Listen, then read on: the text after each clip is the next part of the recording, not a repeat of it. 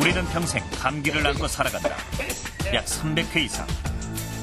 우리 몸을 침입하는 감기 바이러스만 해도 약 200여 종에 달한다. 이 변종이 일어날 가능성도 높기 때문에 현재 치료제 개발이 어렵습니다.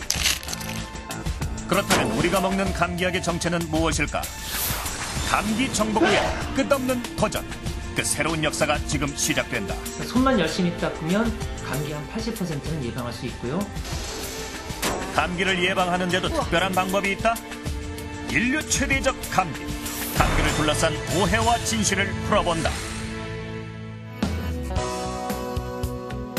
건강한 삶의 가이드를 제시해온 생로병사의 비밀이 봄 개편을 맞이해서 좀 더 건강하고 좀 더 업그레이드된 웰빙 정보로 여러분을 찾아뵙겠습니다. 앞으로는 저 고민정과 이재우 아나운서가 보기만 해도 건강해지는 프로그램으로 거듭날 것을 약속드립니다. 앞으로도 저희와 함께 하시면서 여러분의 건강지수 100% 충전해 보시기 바랍니다. 건강을 잃으면 모든 것을 잃는다고 하죠. 때는 1812년 북풍이 몰아치는 러시아 벌판에서 나폴레옹은 60만 명이라는 연합 대군을 이끌고도 약소한 러시아 군대 앞에 무릎을 꿇고 맙니다. 당시 나폴레옹의 가장 큰 문제는 바로 콧물 감기였습니다. 사소하다고 생각했던 감기 때문에 병력의 대부분을 잃었을 뿐만이 아니라 결국 프랑스 국민들의 신임까지 잃고야 말았는데요. 그 후에 톨스토이는 이 사건을 두고 나폴레옹이 감기에 걸리지 않았다면 러시아의 운명이 달라졌을 것이다. 또한 나폴레옹에게 방수장화 심기는 것을 게을리한 그 부관이야말로 러시아에게는 구세주다. 이러한 말을 했습니다. 감기가 한 국가의 운명을 좌지우지했다고 해도 과언이 아닌데요. 나폴레옹조차 무너지게 만든 감기. 환절기인 요즘 여러분은 지금 감기에 걸리진 않으셨나요?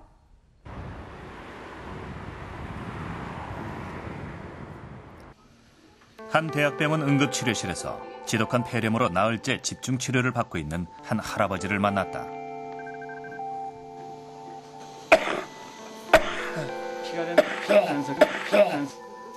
올해 70을 넘어선 할아버지는 끊임없는 기침에 하루 종일 고름을 빼내야 할 정도로 심각한 상태다.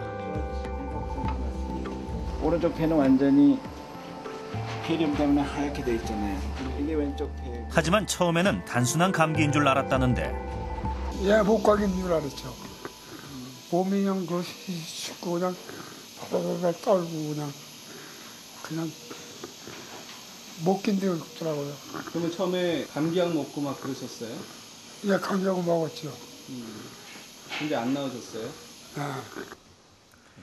그러다 갑자기 가슴을 찌르는 듯한 통증이 찾아왔고 숨조차 쉴 수 없었다.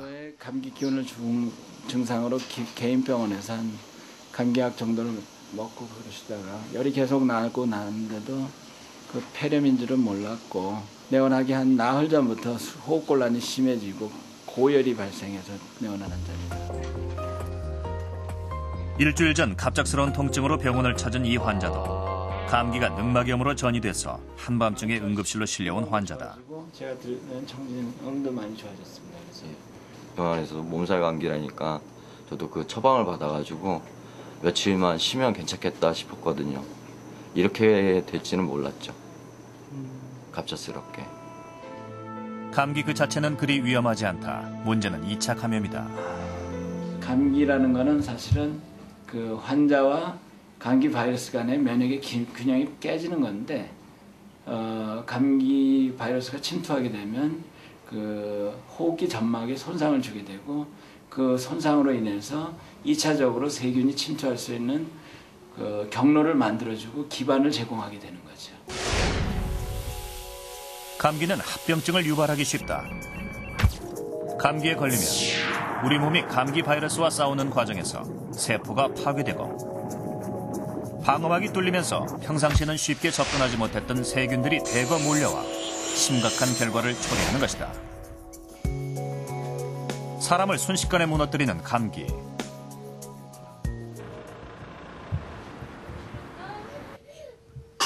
늦은 밤 5살 정연이에게도 감기가 찾아왔다. 알았어, 안 닫을게. 벌써 이틀째. 심한 고열과 기침을 동반하면서 엄마의 마음을 애태우더니 오늘은 동생 정우에게도 비슷한 증세가 나타난다. 이렇게 아이들이 감기에 걸리면 어른들도 밤을 샐 각오를 해야 한다. 일주일 전에도 감기 때문에 한 차례 홍역을 치렀는데 열흘을 넘기지 못하고 감기가 또 찾아왔다. 너무 높게 나온다. 이번에는 고열을 동반한 심한 감기였다. 약도 잘 먹네 우리 장현이. 아침까지는 그렇게 높지는 않았거든요. 약간 미열기가 있었는데 지금 저녁 되면서 열이 더 심하게 올라갔거든요. 그래서 지금 약 먹이고 재웠는데 아마 열이 더 심하면 새벽에 한 번 더 해열제를 먹일 수도 있을 것 같아요. 다음 날 정연이와 정우가 엄마 손을 잡고 나란히 병원을 찾았다. 밤새 울며 보채던 정연이는 한 차례 고비를 넘긴 듯 하지만 지금 열이 약간 있네요. 문제는 동생 정우였다. 네, 얘는 37도 7분 나왔어요. 아무래도 큰애가 걸리면은 작은애 증상 없다가도 하루 이틀 만에 바로 옮겨버리거든요. 도대체 이 지긋지긋한 감기는 언제쯤 끝이 날까? 그 감기는 만병의 근원이라고 우리가 흔히 얘기하듯이 감기가 시작됐다는 것은 그만큼 몸의 저항력이 떨어져 있다는 뜻이거든요. 그리고 소아의 경우에는 면역성이 좀 떨어지기 때문에 1년에 한 7, 8번, 성인의 경우에는 한 3, 4번 정도 걸리고 평생으로 한 200에서 300회 정도 감기에 걸린다고 알려져 있습니다. 우리는 평생 감기로부터 자유로울 수 없다. 그 이유는 바로 이것. 사람들의 재채기에서 흔히 발견되는 바이러스 때문이다. 바이러스는 단독으로 혼자서는 살아갈 수 없는 생물. 가진 거라고는 유전 정보를 지닌 핵산과 이를 둘러싼 단백질이 전부다.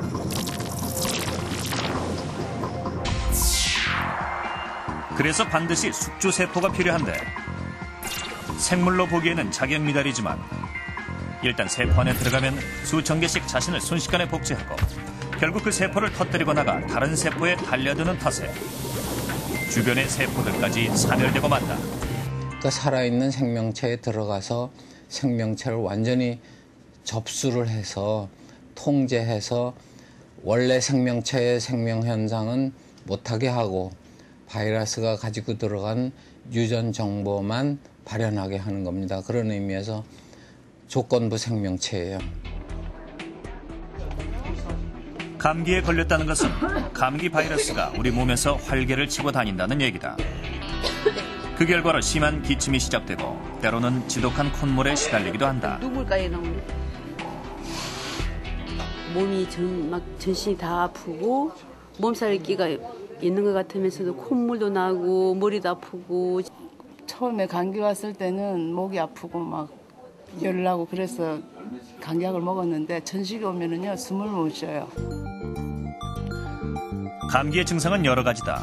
대표적으로 콧물, 재채기, 그리고 기침과 발열까지. 그렇다면 이와 같은 증상이 나타나는 이유는 무엇일까?